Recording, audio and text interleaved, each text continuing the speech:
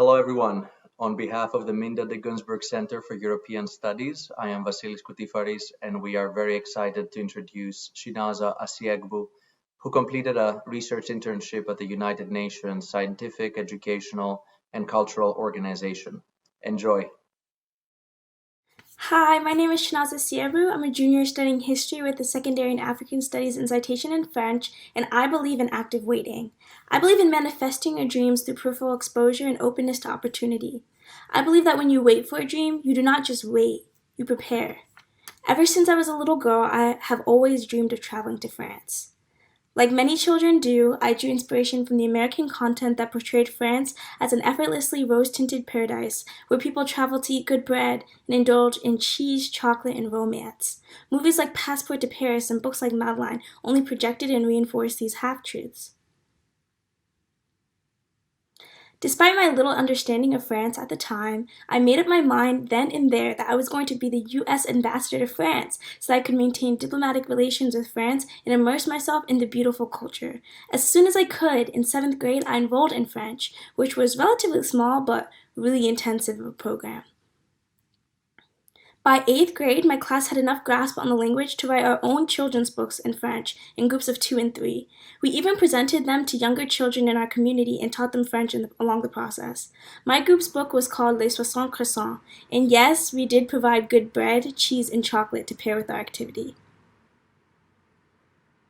While mastering the French language, I began yearning for some real-life cultural and language immersion.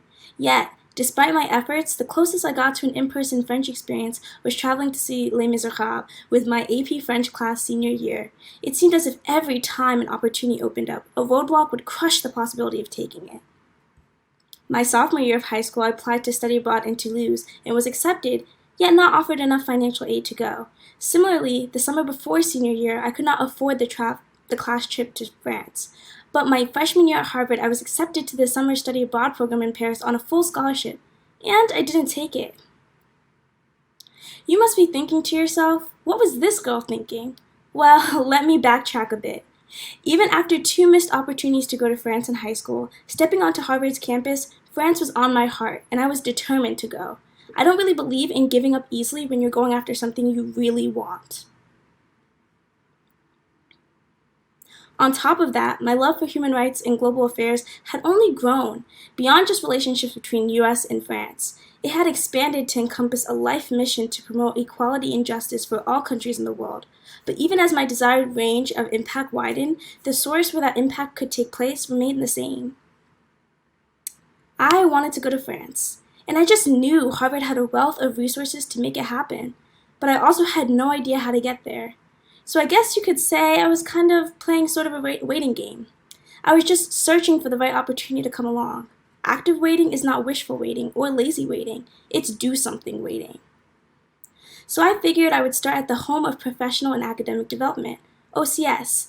Then I went to the Summer Opportunities Fair where I met Vassilis, who as always was incredibly engaging and welcoming. But I thought to myself, that's not exactly what I'm looking for. Therefore, I won't get involved at all. That was a big mistake. Luckily for me, it all worked out. I was offered a full ride to study in France, but I was also offered an internship to work in the chambers of Federal Judge Wolf in his international anti-corruption NGO, Integrity Initiatives International. After many sleepless nights and calls with my parents, I put my Paris dreams on hold to explore the field, and I loved it. Still, France was on my heart. The next year, I started to manifest France just by being around. The greatest mistake you can make is cutting off opportunities close to what you want, just because you have your mind made up about what you want and how you think you'll get it. Unlike the year before, I got more involved with the Center for European Studies, even going to Washington, D.C. on the workshop.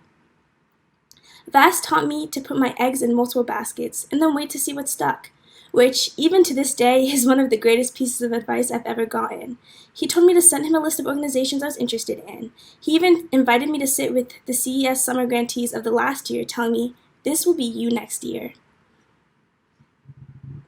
Although I thought he was being a bit crazy, Vass encouraged me to put my dream out there in as many places as I could and see where it leads. His philosophy was that you never know when or where that yes will come from. That changes everything. So I took his advice. I talked about Paris everywhere, in D halls, at meetings, and even in office hours. And it worked. I would go to office hours and chat with my good professor and friend, Professor Rothschild. It turned out that she had worked with the UN Foundation for years and was able to help me secure an archival internship with the United Nations Educational, Scientific, and Cultural Organization in Paris. It ended up being virtual because of COVID, which made it Goodbye France number 4. Living in France would be a dream come true for me, but not just because I love French culture. It's also because I'm incredibly interested in human rights and international development, which is most centered and situated in France. Europe is also the site of an overwhelming majority of the world's colonizing forces. The main indigenous communities I intend to work with, including and especially my homeland of Nigeria, have interesting and key relationships with Europe as a whole, whether humanitarian, diplomatic, economic, or neo-colonialistic. Given UNESCO's relationship with developing countries, I was able to work on issues I was passionate about. My proudest work that summer was actually inspired by the Black Lives Matter movement that swept not only the United States but also the world this summer. It inspired me to reinvigorate UNESCO's celebration of World Music Day into an online exhibition reflecting on UNESCO's history and collaboration with Black arts internationally. Even though I did my remote work in New Jersey, it was still incredibly fulfilling.